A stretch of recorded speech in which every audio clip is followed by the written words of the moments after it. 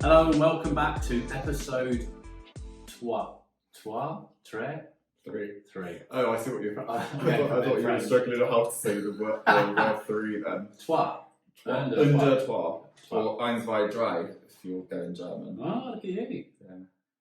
Let's Social, episode 3, with a new mate. If you're Special on a guest. podcast, you can't see this, but we've got little Jack Russell called Dilly. Yeah, you might actually be able to hear her licking my hand right now. I'm glad you said hand. Definitely not licking anything else.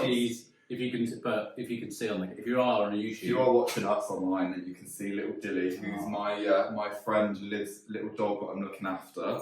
So she's featuring today, and we've had to close the blinds just in case she starts barking her head off. So cute. Yeah, a little cute little thing. But anyway, all the dog lovers that are listening just going, oh, I want to stroke Dilly. All the ones who don't like dogs like you get on. Yeah, can you just get on and talk about Facebook stuff, please? Right, Facebook stuff. Last week, episode 2, we discussed conversions for lead gen for e-commerce, and we promised that the next one would be about one of the two, and this one's going to be about e-commerce. So there is a lot to talk about. I did actually turn up here and think, oh, this one might be all right, but it's actually loads to talk about. So it might carry on to 2, but through the podcast, you're always going to get lots of things because we might not think of it right at this moment in time. Then we'll be in the office and then we'll look back at it and go, oh yeah, that's another one. So we're just going to go over a few of the things that you need to make sure of. Number 1, don't make your website look like absolute dog shit. Yeah, if you've got a shit website, Facebook can't. I mean, Jesus Christ.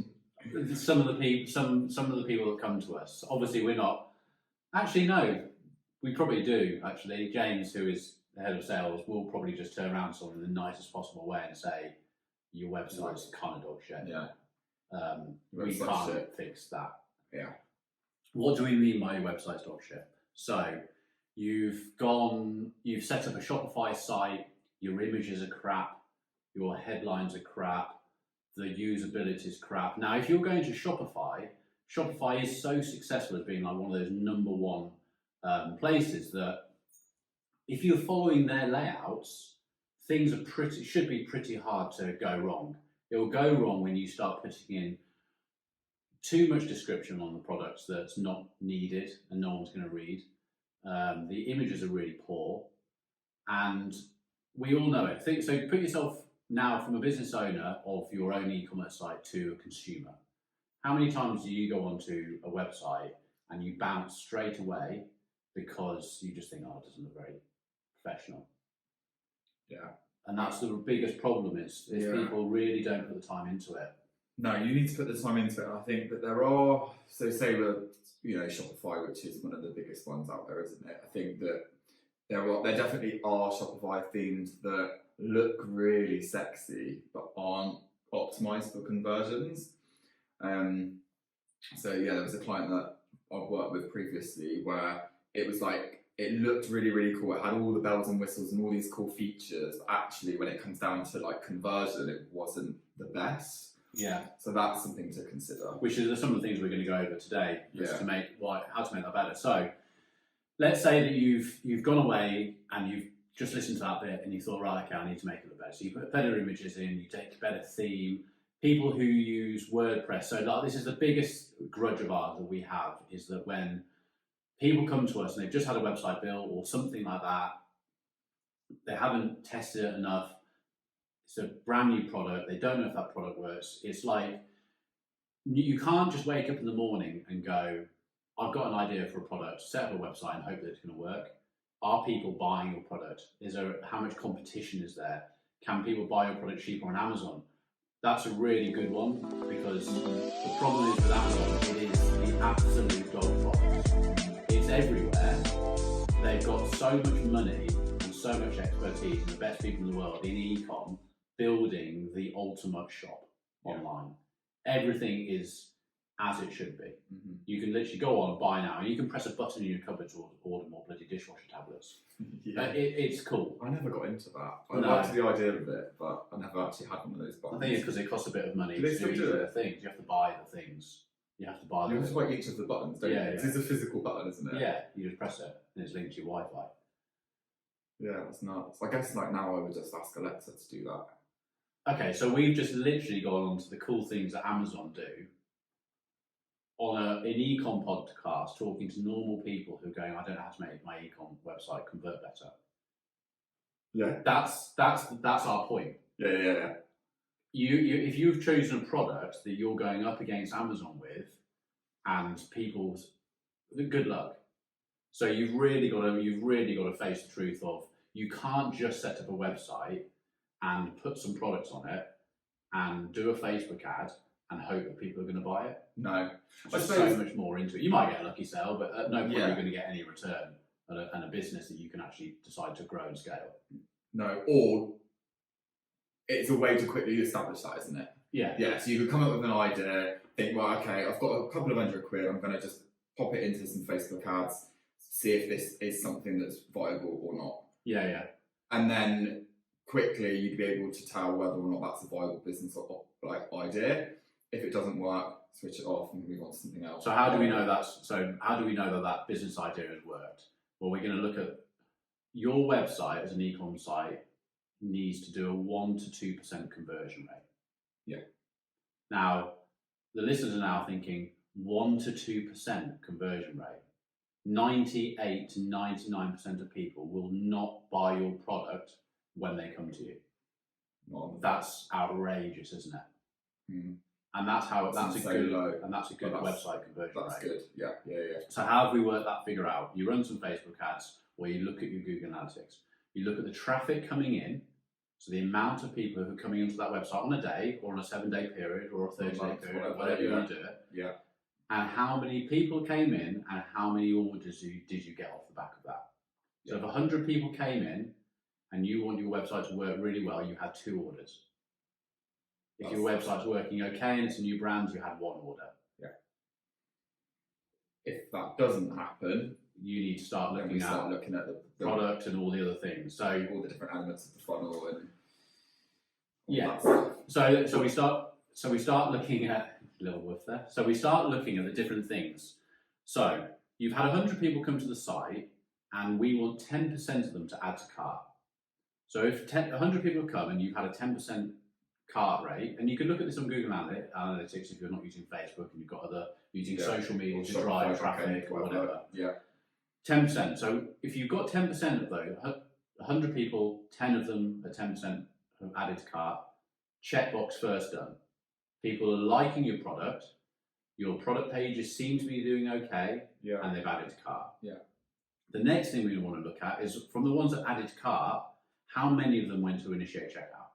So they liked it enough to go, not just to browse. I was doing it last night, browsing stuff, adding to cart, then I sort of didn't like it, and I saw something else. You do it as a bit, you're just shopping, aren't you? Yeah. Kind of window shopping. Yeah. But we want 55% of those, 55% to go to a checkout.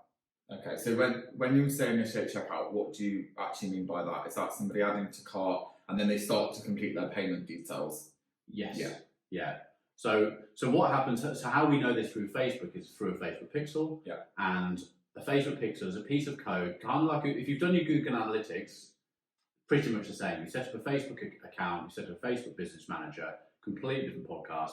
But you set up a business manager, you've got an ads manager, and in that business manager you can set up some event code, which is kind of like the Google Analytics code. You stick it in the same place as the Google Analytics on your website. Shopify, you just take the code in the same settings area of preferences. There'll be one for Google and there'll be one for Facebook.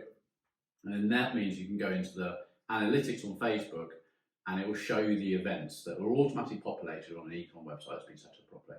So you can say, initiate checkout it will be called initiate checkout, which is the one after add to cart. We want 50 to 55% to drop through to that. If that's correct, we're still good. But now we've got the purchase. We want the purchase really, on average, our clients are kind of, because it's really hard. This is based on really good stuff. Mm. Most of them are 60 to 70%, but ideally we want 85%.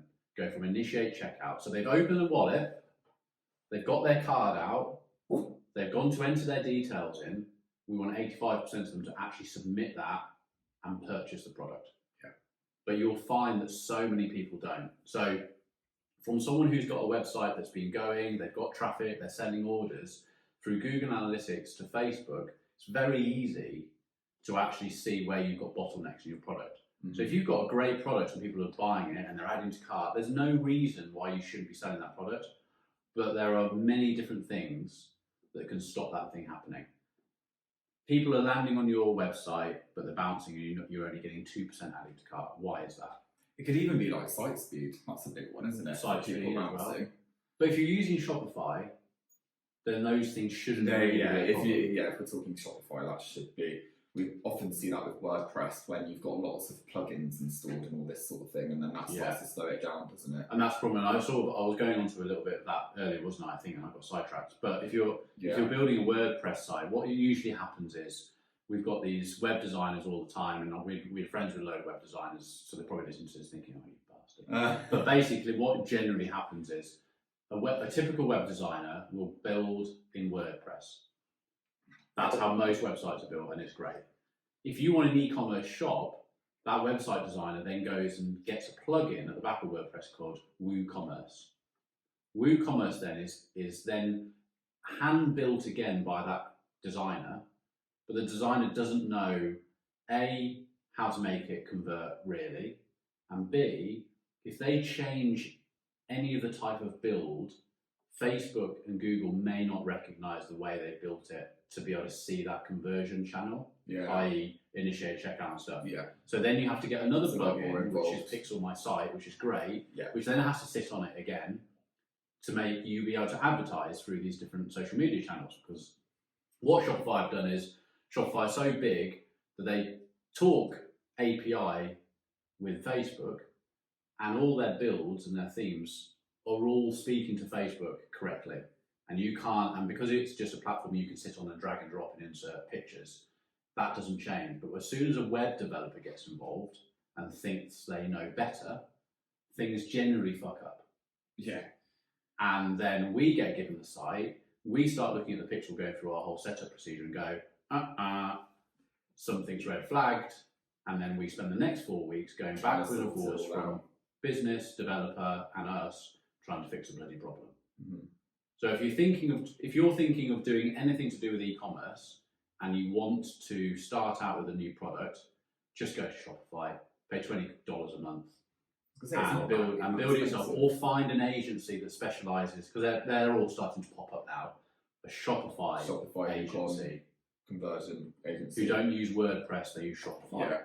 I don't get me wrong, I'm not bashing WordPress. I love WordPress. My website's built on WordPress.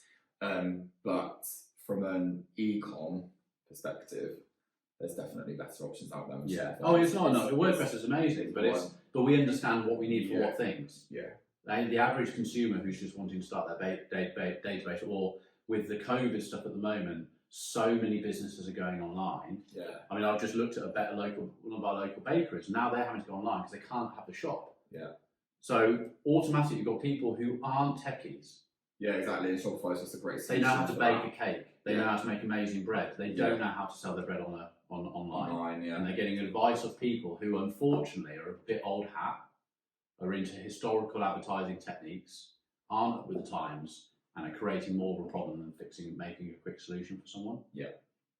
So, so how do we've gone over images. We need to use high quality images and video on your product pages. Think about what you want people to see when they're shopping. So I'm going off some notes.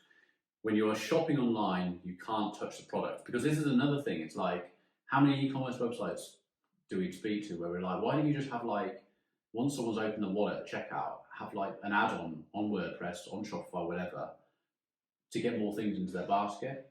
When you're in Marks and Spencer's, we're always picking up chewing gum and all these sort of things, because they know, make your online shop the same as if you're in a supermarket. Absolutely. It's traditional, like it's what we call average order value, isn't it? So, you go to McDonald's and you ask for a Big Mac and they say, do you want fries with that?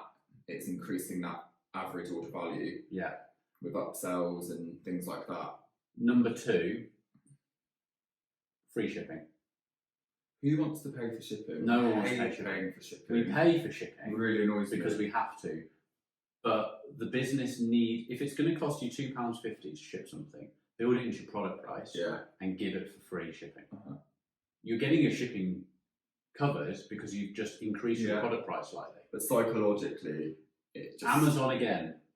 If you've got Prime, who hasn't? Who doesn't pay them 50 quid a year to get every bloody parcel delivered for free? I've got to the point now where I get annoyed if I can't have next day.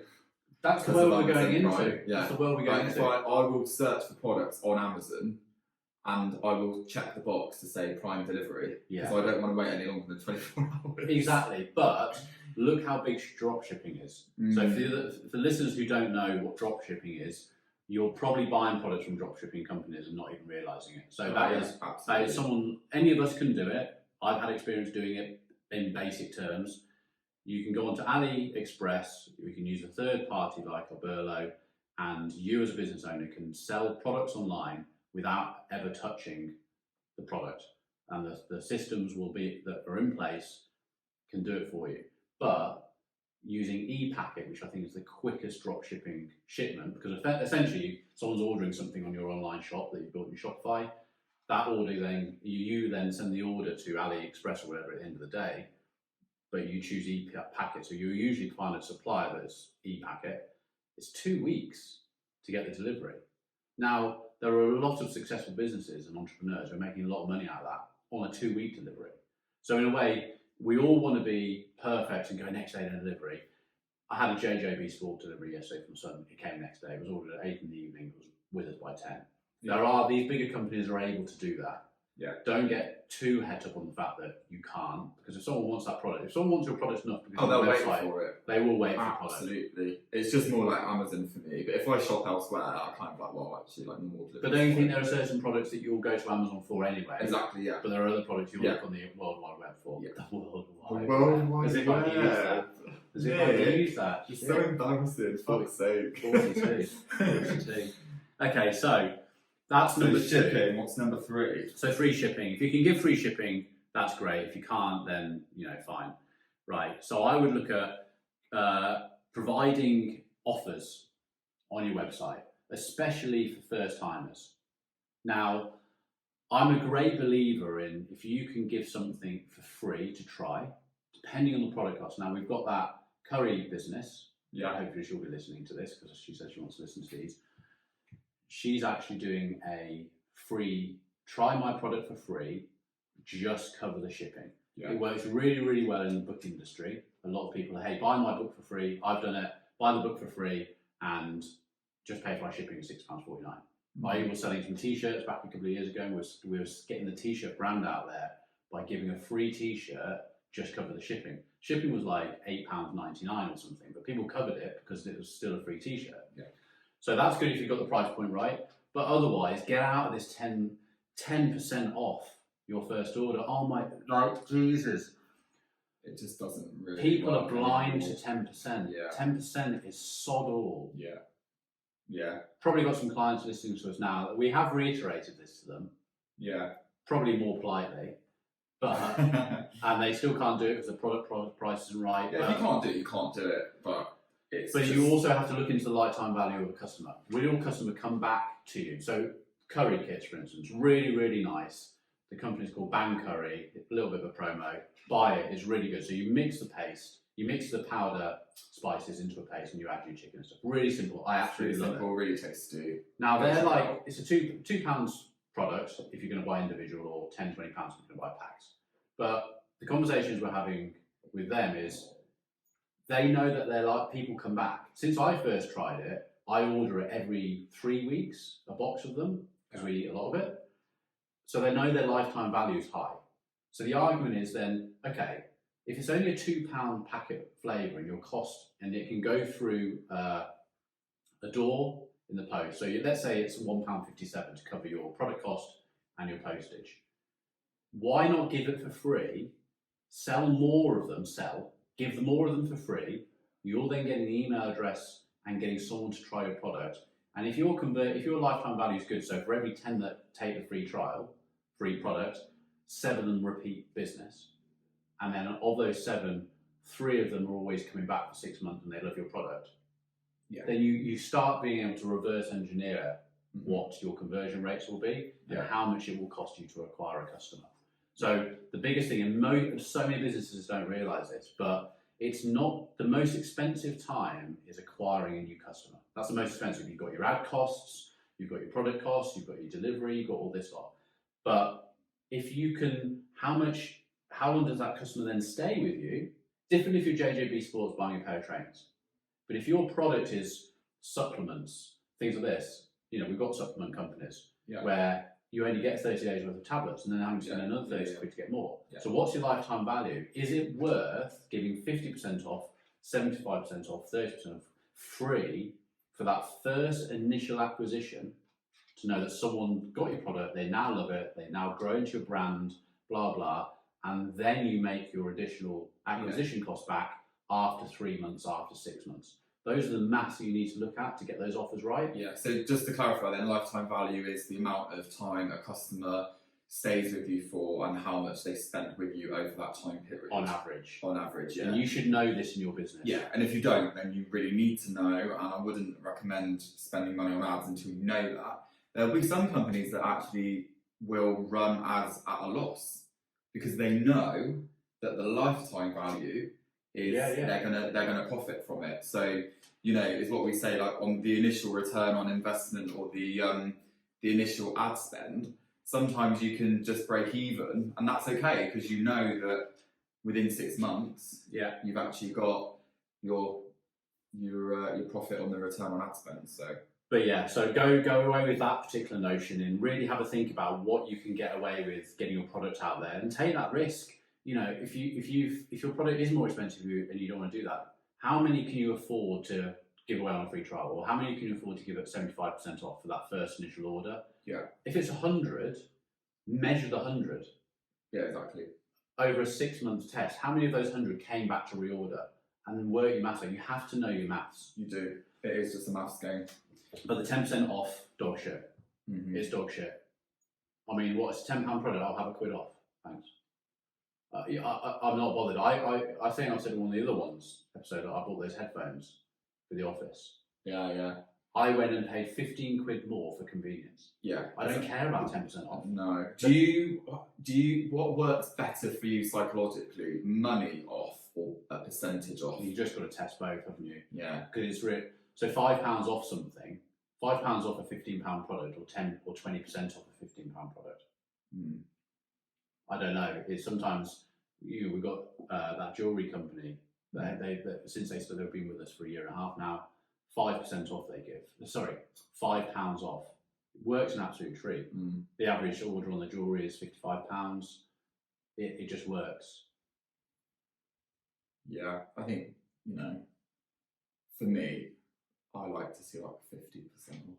You do, it gets you in. That will get me in. I ordered off Fabletics last night.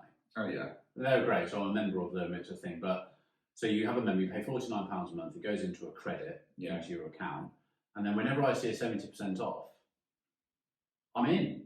I'll spend my credit and just get it done because that attracts you. But I know the businesses can't all do that. But these businesses the business model has been designed on acquisition and repeat business. They haven't gone, I've got an idea, I'm going to do a Fabletics company and we're going to sell this. They've gone, right, if we're going to do this, how are we going to win this marketplace? Yeah.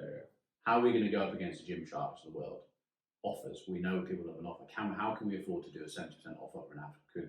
They've gone into this. They haven't just decided what they want to do. So 10% off. 20% is better, but the more you can give, you just need to figure it out and test it.